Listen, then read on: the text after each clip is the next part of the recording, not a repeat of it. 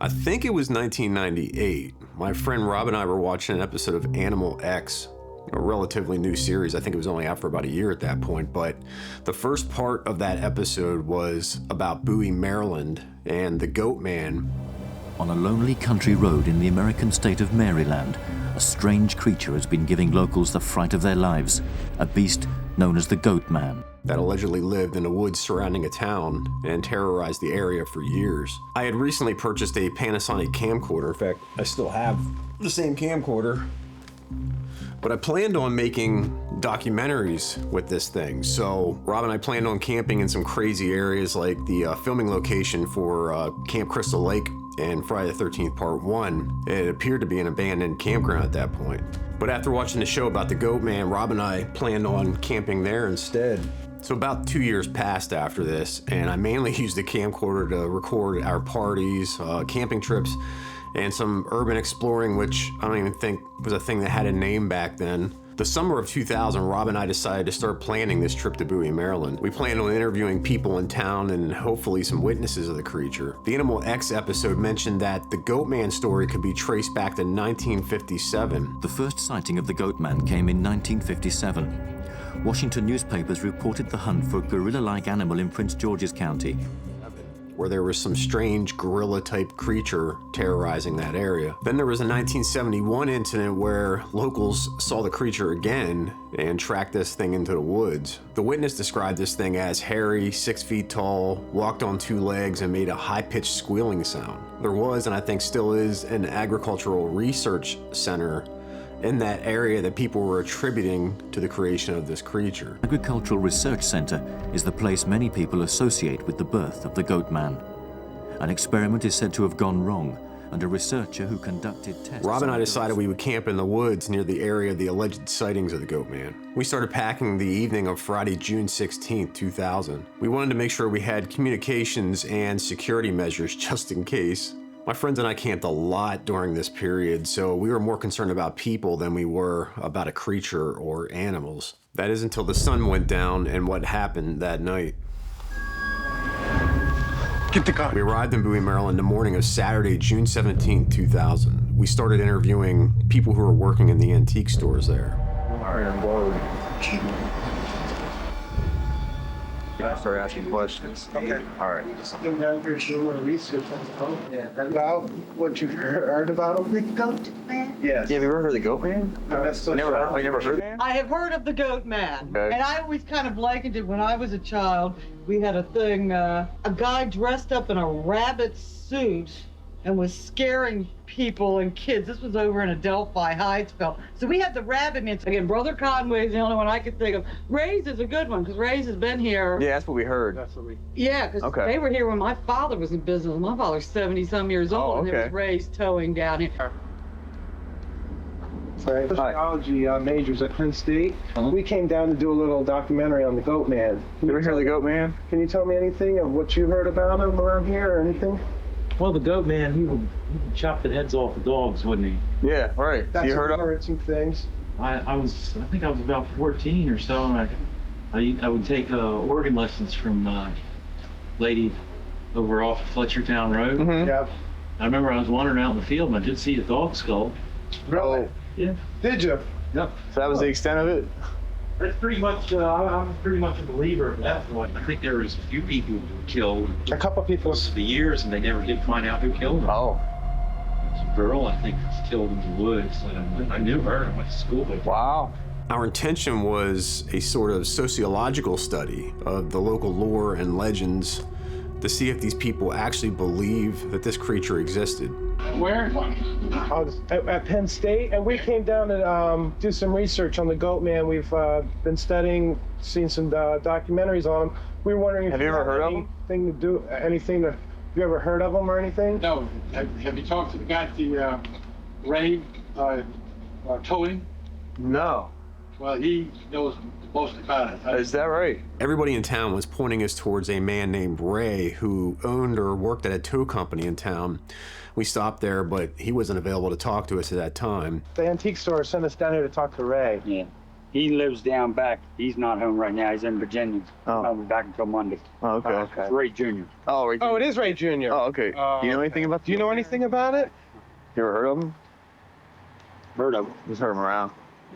But after researching this Goatman story, I saw that the 1971 witness, John, owned a tow company.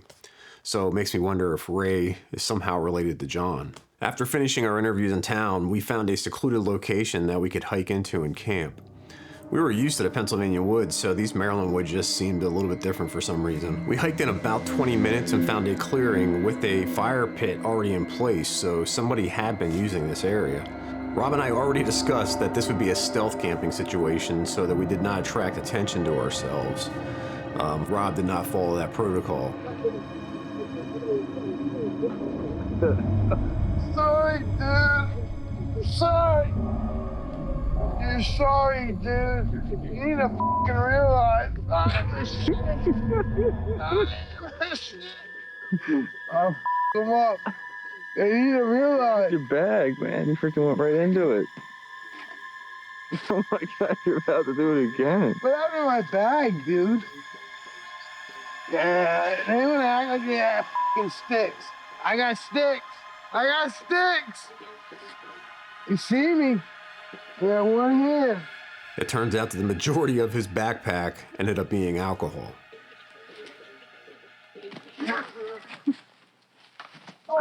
Oh my God. Oh my God, see me like this.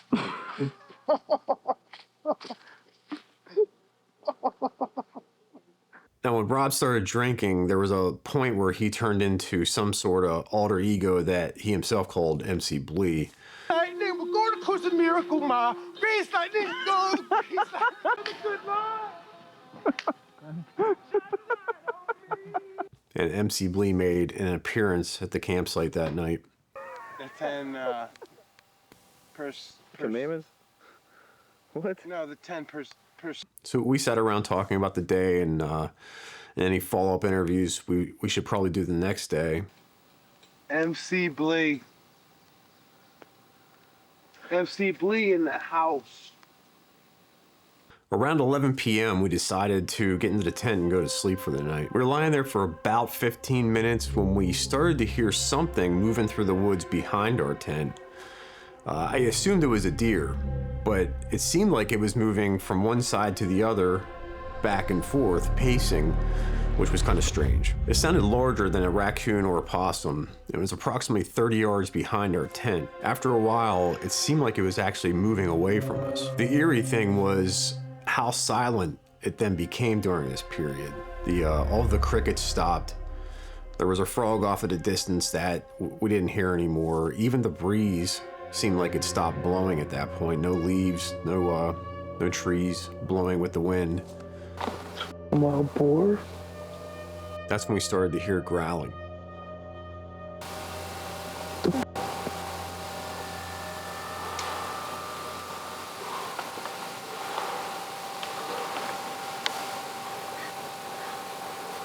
This thing's picking that shit up. The growling changed to a strange snarl or snorting type sound, which made me think it was probably a wild boar. I had a 12-gauge shotgun next to my sleeping bag, so I wasn't necessarily concerned about her safety at that point. The growling and snorting went on for about another 30 seconds to a minute. I started to think back to the Animal X episode where it showed the 1957 newspaper indicating that people were seeing a gorilla type creature. So I started thinking, yeah, it could be a gorilla or a monkey maybe, the way it's making that noise. Get the gun, get the gun, get the gun, get the gun. Get the gun. Rob kept yelling for me to get the shotgun and stop recording, but we were there to record and document anything. Shut up, put that thing now. Get the gun. Do it. Dude, what the f is that? Get the gun. I got the gun right there. As long as you don't come over here. And then suddenly the growling turned into a crazy roar like a lion. is the only way I can explain it.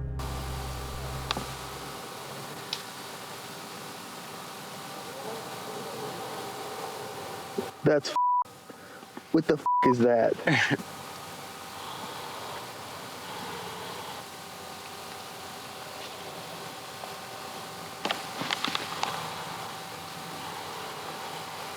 Wild boar?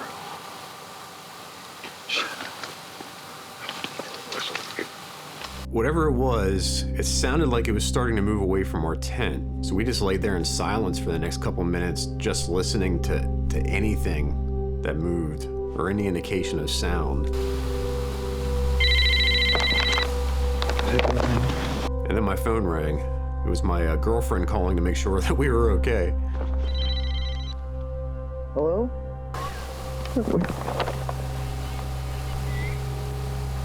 Oh my God. Oh my God, I don't know if it's wild boar or not, but there's something up out there. What? Shh. What the is it? Well, let me call you back. If you hear anything wrong, here's something wrong. Yeah. Turn that shit off. I kept the shotgun close to my sleeping bag all night long, and I eventually did get to sleep, but every once in a while I'd wake up and look over at Rob, and he was lying wide awake, looking straight up at the top of the tent. Dude, you couldn't describe that was worse. Oh my God. That is the epitome of the worst shit you've ever heard. I know. Force. I know. I don't think he slept that night. Dude, that isn't no normal ass. No. I'll just get to sleep and... But- is that some pig ass shit? Or I heard what? about wild boars up here. I bet you that's what it is. It's the only thing I'm trying to rationalize here. That's all I can rationalize is that it's going... Screaming and howling like that. I never heard wild boars, so I don't know. I think we got it on. If we can live to play it tomorrow. Yeah. What's up? So in the end, I do think it was probably a wild boar. I don't know if wild boar make those crazy roaring type sounds though. If it wasn't a wild animal, then it was probably some local messing with us. Maybe they saw us doing interviews in town, found out what we were doing, saw us get into my car, then saw the car parked out here and decided to come in and mess with us. I don't know. But for them to be ready to produce those types of sounds like that, yeah, I don't know. I wish I could have Rob tell his perspective on this, but he passed away in 2022.